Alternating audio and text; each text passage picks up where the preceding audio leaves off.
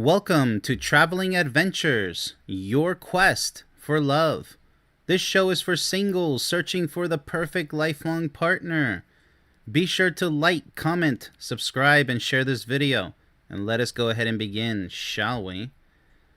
Alright, so obviously, we are going to be going over, as you can tell,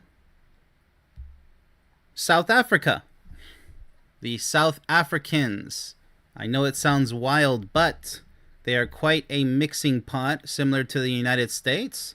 So we're going to look over the good and the bad people of South Africa to see if it might be the right match for you. Don't think about it too exotically because, people are people, no matter where in the world they come from. You might be pleasantly surprised. And that's what this show is all about, is to show you that there's an entire world out there that you might not even most likely be able to see in an entire lifetime unless you're traveling 24/7.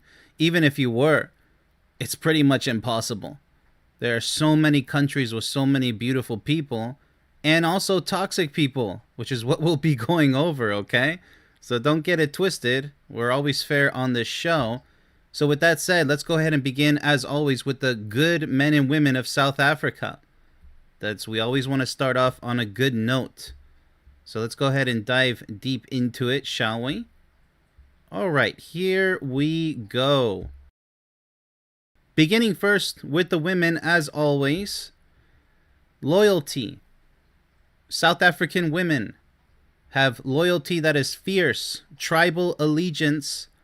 Once you are in her circle, she will defend and stand by you through any turmoil with unwavering, protective strength. This is a loyalty forged in resilience, where your battles become hers without a second thought. And as it should be. Your partner's problems are your problems. Your problems are your partner's problems. It's that simple, people. You can't be like, well, that's your problem, it's not my problem. What is that? Right? Alright, so sexual attitude. She brings a vibrant, confident, and expressive passion to intimacy, viewing it as a joyful and essential celebration of connection and life. That's beautifully put. Her energy is both captivating and generous, making the physical a deeply satisfying and fun part of the relationship. Yes, sex is the heart of the relationship. If it's not spicy in the bedroom, you're going to be miserable for your entire life. And those living in denial saying, nah, I don't really care about sex, then you make a horrible partner. And if you happen to find somebody with the same garbage attitude, you both are just going to be just pretty much lousy excuses for happy people. You'll be in denial. You guys will act like you're happy, but everybody in the world knows that you're not. And if you don't care about everybody else in the world, just know that I think that you guys are being mediocre, all right? We're going to go ahead and leave it at that because some people, they just have no spice at all. So if they meet another person who has no spice at all in the bedroom, well, then I guess you guys are made for each other, right? But talk about a sad life. No sex at all. Sexless marriages, and they claim to be happy. Give me a break. You're not fooling me. Seriously. Personality. She possesses a remarkable buoyant strength, a powerful blend of warm, nurturing care, and a no-nonsense, always love that, tough-minded pragmatism that can handle any crisis. She is both the comforting hug and the unshakable problem solver, making her a complete anchor. Well, isn't that nice? Strong and resilient. Both of you have to be. Vibrant social magnetism. She is the vibrant heart of any gathering, effortlessly connecting with people with her authentic warmth and sharp, witty humor. Yeah, humor's always good in good taste. Life with her is a colorful, socially rich adventure. Adventure is always important. Full of music, laughter, and a deep sense of communal belonging. All right, so a fun attitude. The personality is everything in a relationship. All right, that's why the sex is great, because you guys have good personalities. You guys are going to really be on a rocket heading to the moon. Adaptable resilience. She is a master of making a plan and thriving in complexity, adapting to challenges with innovative optimism. This incredible resourcefulness means she can build a beautiful, joyful home in any circumstance. All right, so a strong start as always. You know, in this series, I noticed that the women have the strongest strengths.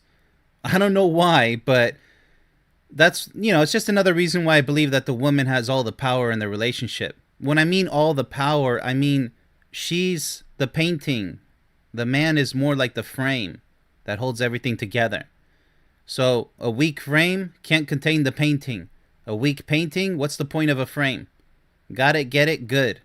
All right, shifting gears to the men of South Africa. Let's get a look at what makes them so special. His loyalty is rooted in a powerful sense of brotherhood and duty.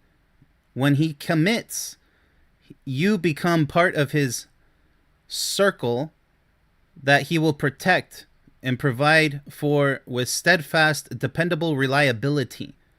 Okay? His word is his bond, and his family is his fortress. Okay, all right, so powerful sense of brotherhood and duty. All right, so a sense of honor, we got it. Sexual attitude.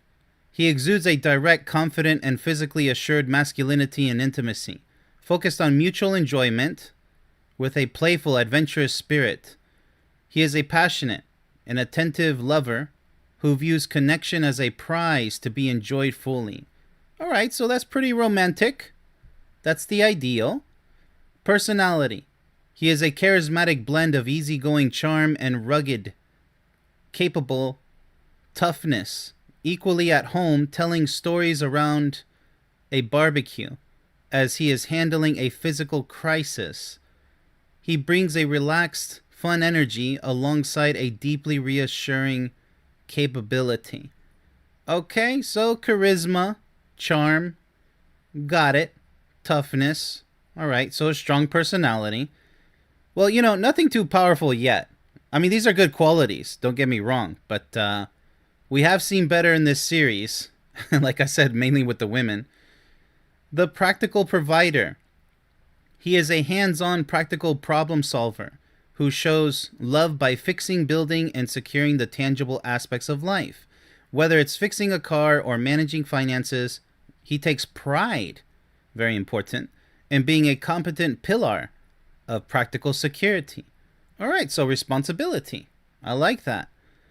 Outdoorsman spirit. He has a deep, authentic connection to the land and outdoor adventure, offering a partnership filled with active experiences, from bush-veld getaways to ocean diving. This brings a sense of freedom, vitality, and shared adventure to daily life. Yeah, well, what can I say? Safari galore, right? Lots to see as long as you don't get eaten by a tiger or a lion, right? Yeah, so sounds pretty fun. Not the strongest in the series, but I like the positivity from the women. It's always pretty much like that in the show so far. Sometimes the men can be passionate from different countries, but mainly the women have the upper hand, as it should be. Because without the woman, well, there's not much of a relationship. Don't get me wrong, the man is equally important. But the woman especially, as I said before, she is the painting. But, yeah. All right. So, not bad, not bad. And it's time now to shift gears into the inevitable, as always, as we do on this show. The bad men and women of South Africa. Let's go ahead and see if they have teeth big enough to bite your head off if you choose the wrong one. And that's putting it lightly. All right. Before we begin to see if South Africans are carnivores who will tear your head off, disclaimer. The following does not apply to all men and women of South Africa. All right? You've been warned. So, heed the caution. Because I'm not talking bad about South Africans. But you have to know the possibility of encountering a toxic person, man or woman, as with anywhere in the rest of the world, okay? It applies worldwide, and that's why we do on this show the good and the bad. It's not just all roses. With that said, let's go ahead and once again start with the South African women. Cheating risk. In a culture with complex historical gender dynamics, she may engage in transactional infidelity or seek emotional validation elsewhere if she feels financially unstable or emotionally neglected. Well, that's not good. Her affairs are often pragmatic secrets, not passionate lapses. All right, well, pretty typical, pretty universal with a toxic woman. Sexual attitude. Her confidence can sometimes border on transactional, once again, using sex as a direct tool for reward, punishment, or material gain within the relationship. Yeah, we kind of seen this before in other cultures. This can make intimacy feel like a leveraged negotiation rather than a free expression of passion. Absolutely. That's never good. That's not a good sign. Personality. Her formidable strength can manifest as a controlling matriarchal dominance in the home, where her word is final. Oh, great. We got the bossy boss here. And her partner's role is diminished to that of a subsidiary. Well, isn't that nice? She manages everything and everyone. Wow, here's a Tasmanian devil, leaving little room for equal partnership. Well, equal partnership is what a real relationship is. Obviously, that's an extremely toxic female right there. Dramatic turbulence. She can thrive on high-stakes emotional drama. Nobody likes negative drama. Creating and magnifying conflicts to feel alive and test loyalty. This turns the relationship into a roller coaster. Nobody likes that. Of intense fights and reconciliations. All right, kissing and making up, I hope. That is exhausting and unsustainable. It really is. Like, grow up. Stop it. Right? Get some help if you have to. I mean, it's just horrible. Like, we're good.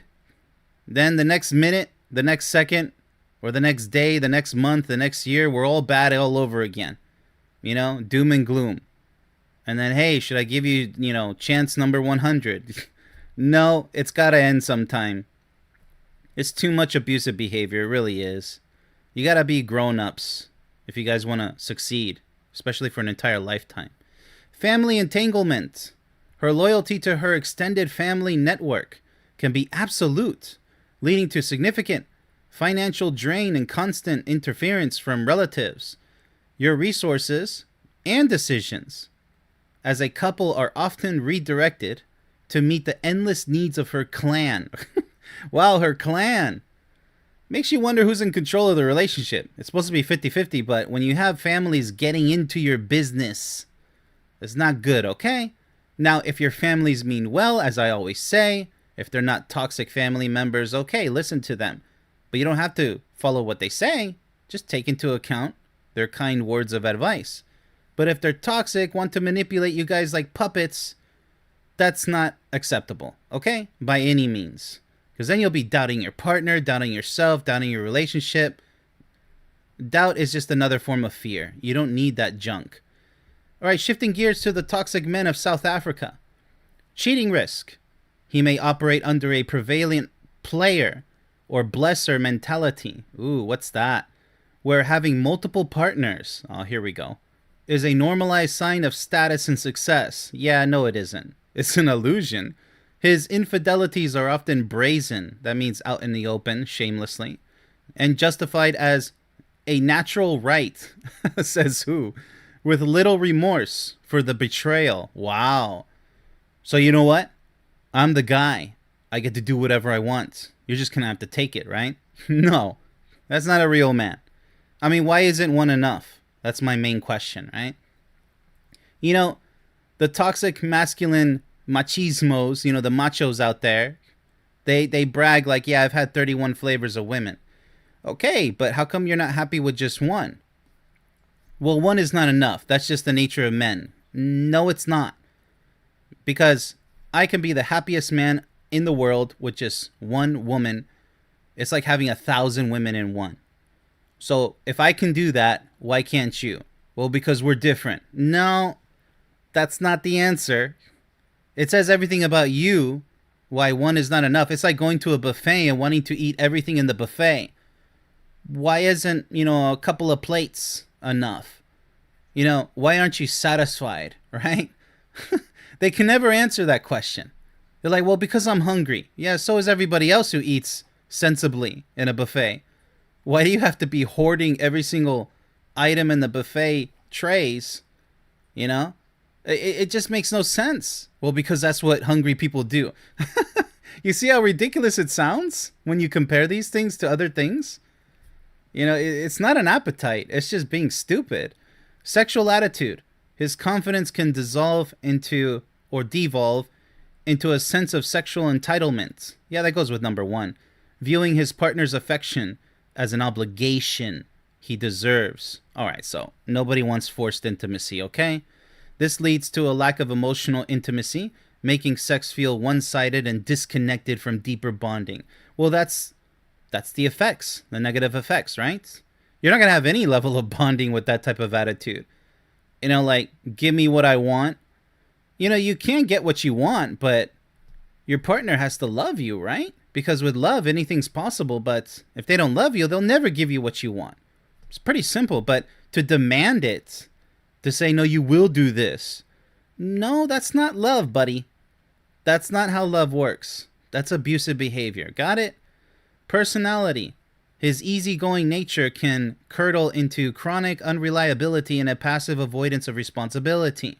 We've also seen this with other cultures. Hiding behind waiting for a chance or blaming circumstances. He may talk big, but fail to execute, leaving you to manage all real-world pressures. Yeah, so don't make promises you can't keep. You can aim high, but be realistic. You know, otherwise, you're going to keep aiming high, being unrealistic, and then end up failing at every turn. All right, you know, baby steps are better than steps where you trip and fall, and now you're, you know, taking 2 steps back. You know, and so you never advance. That's not the right attitude.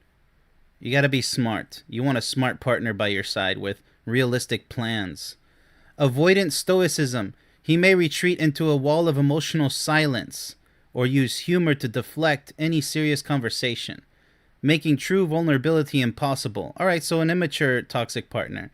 You are left to deal with your feelings and relationship issues alone while he remains a closed book. All right, so pretty much cowardice behavior here. Tribal machismo. Well, there's the word, right? He may cling into an outdated, rigid view of gender roles, expecting to be served and respected as the head without contributing equally to domestic or emotional labor. This creates a parent-child dynamic that breeds resentment and stifles genuine partnership. Right, so responsibility is a must. It's non-debatable, okay? We have seen this with other toxic people from other countries. So, nothing too... The most negative part of this is the cheating mentality of the toxic men. All right, so the player blesser mentality, this toxic machismo, this masculinity that's toxic, you know, sexual entitlement, that seems to be the worst. And, you know, typically it really is. Not to say that toxic women can be, you know, just as bad as toxic men, but as we're seeing with so many other countries in the world, it tends to be the men who are the most toxic with their toxic masculinity. But, you know, it's just as bad with the women, but it's especially bad with the men for some reason. You know, it's really merciless. It's void of any love. Don't get me wrong, toxic females out there, same as the toxic males, they're just as despicable, but, you know, it's just really accentuated, like in your face. It's not, you know, this is what I see. With so many countries that we're going over, the toxic females tend to keep cheating secret, you know? But with the toxic males, it's in your face. Like, yeah, what are you going to do about it? You should just accept it. And it's really interesting, isn't it? So the toxic females will do things behind your back, where the toxic males, they don't care if they get caught. They're like, well, here you go. It's hidden in plain sight. Pretty brutal. Yeah, definitely not a good thing. So be on the lookout for that if you're considering a South African or going to South Africa in general. So with that said, that brings me to my final verdict, as always. Well, what can I say? Not the best or the worst that I've seen from many countries. Now, if you like to live life on the wild side and you need a cool adventure, maybe more for the country than the people, you never know. I mean, if you do meet a good South African person, I'm not saying there's not good candidates out there. Sure, absolutely. Obviously, nobody's saying that they don't exist. But from what I see here, it's not really likely. But what do I know? I haven't been to South Africa yet. Maybe one day. But with that said, absolutely, it's a humongous place, okay? South Africa alone, I'm not even talking about the rest of Africa, which is literally a jungle and desert and all the above. I don't know. I would say only if it fits your personality, your wild side, like literally. And I'm not just saying that because of the safari jungle and everything. I'm just saying because the people, they don't seem to be wild, but they seem to be probably nice people that you might get along with. So, whatever. I mean, it really comes down to your preferences. This is one of those rare shows where I really have to leave it up to you. My final verdict is it's not that impressive and it's not that bad. It's kind of average. That's my final verdict. But if you like what you saw as far as the good South African men and women, have at it. I gotta put the ball is in your court, my friends. So with that said, be sure to like, comment, subscribe, and share this video. Also, be sure to sign up for your free membership on my website. Best of luck on your quest for love. Much love, everybody.